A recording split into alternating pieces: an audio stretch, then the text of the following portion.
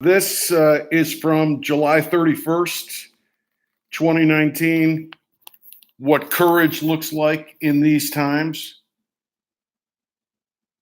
Courage on July 31st, 2019 looks like a cheesy movie from 1979 based on an airport novel represented by a poster selling a melodramatic morality play as a sex farce and with soundtrack music that doesn't know the difference between comedy and drama, and a contemporaneous rival film, 1977 Semi-Tough, which was actually a comedy, but had a much better title for the movie I'm discussing here, the one about courage, the one that spoke to me, the movie that became important to me this morning, even if it isn't Shakespeare, North Dallas 40,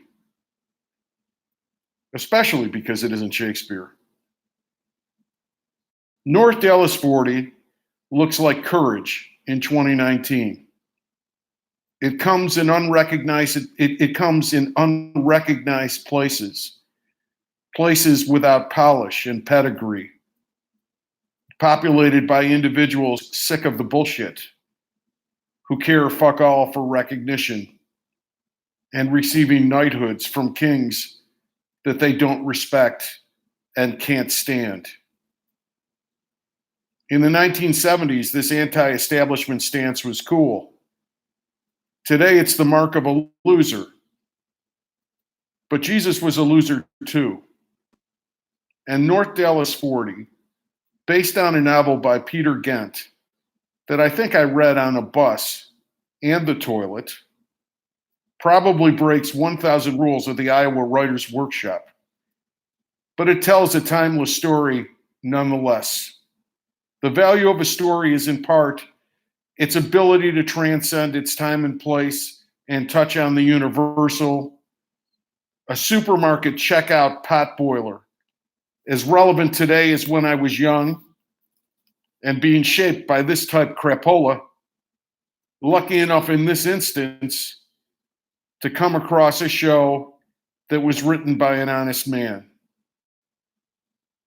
In the movie, Nick Nolte is a veteran wide receiver for a football team that resembles the Dallas Cowboys.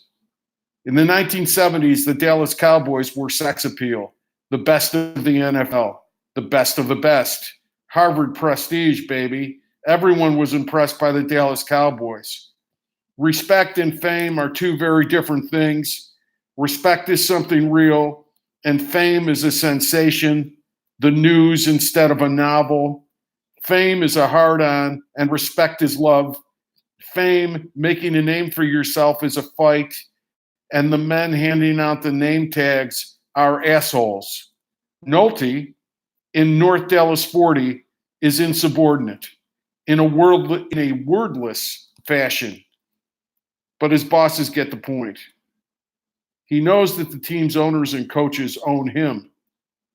He says, yes, sir, no, sir, in a compromise to get to play the game, not for the worthless fame or even the respect of anyone else, but for excellence, the source of his self-respect.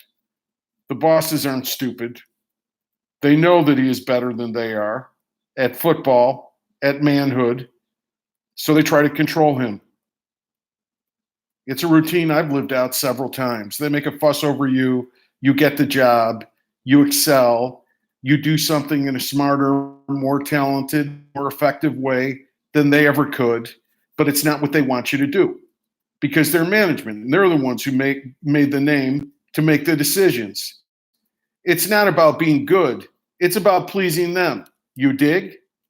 So they hassle you, insult you, lecture you, lie that you are a novice in need of their direction.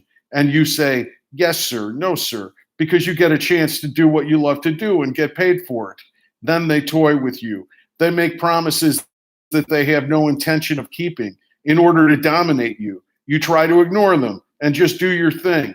You come through to them, or you come through for them in the clutch. And then they call you into their office with some sort of manufactured complaint based on trivial chicken shit nonsense. They try to shame you as a bad person, and they tell you that you are not a team player because when they have spoken bullshit to you over the years, they can see that you don't buy it. And still worse for them and better for you, you aren't there to be used by them. You're the master of your own life. You're serving your own agenda. This is not the selfishness that they claim, and they know it.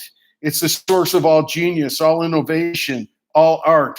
That's what happened to Nick Nolte and me several times in theater, law, business, and higher ed. An initiation on an endless loop. Boys of the 70s learning a lesson of the ages, circling around art and freedom, trying to catch those brass rings on the merry-go-round of commerce. The bosses tell Nolte he's a bad man. Nolte, the man who saves women from steroid-crazed predators at a team orgy. His quarterback tells him not to bother and think about the game. He needs the rapist to block for him on Sunday, and shows deep concern for a player, a nominal young competitor, for his job on the team when the coaches shoot the player up with painkillers and destroy his leg and career. The coach demands that he does not bother and think solely about the game. The young player is just useless broken goods, and Nolte is the replacement part. They caught Nolte smoking a marijuana cigarette and wanted to strictly discipline him in cliched 1970s villainy, but representative of real villainy nonetheless. We're looking past the joints, bell-bottoms, and sideburns and Fu Manchus here. 1979 and 2019 are the same moment. Art transcends fashion. The bosses wanted to suspend Nolte without pay. The bosses wanted to see him weak. The bosses wanted him to acknowledge that he couldn't survive without them. Nolte tells them, I don't need your fucking money. I quit. He didn't need the thing that kept him in his unholy contract with those who would exploit him. He didn't need the bosses to be excellent. The compromise was no longer sustainable. Nolte walks out of the office building into the sunshine. The quarterback reminisces with him and tosses him a football, which he refuses to catch. Freeze frame, final credits roll. I want to know what happens next. How does Nolte support himself without the football money? Does he pursue excellence again? Doing what? He was a great wide receiver. Now what?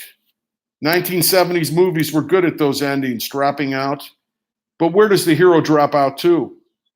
Not dropping out and dropping away. Not knowing and dropping away. A tarot card fool. Focused as a wide receiver, going for the ball over the middle in heavy traffic with joy and Jack Brio is what courage looks like in these times. Copyright 2019, Richard Thomas.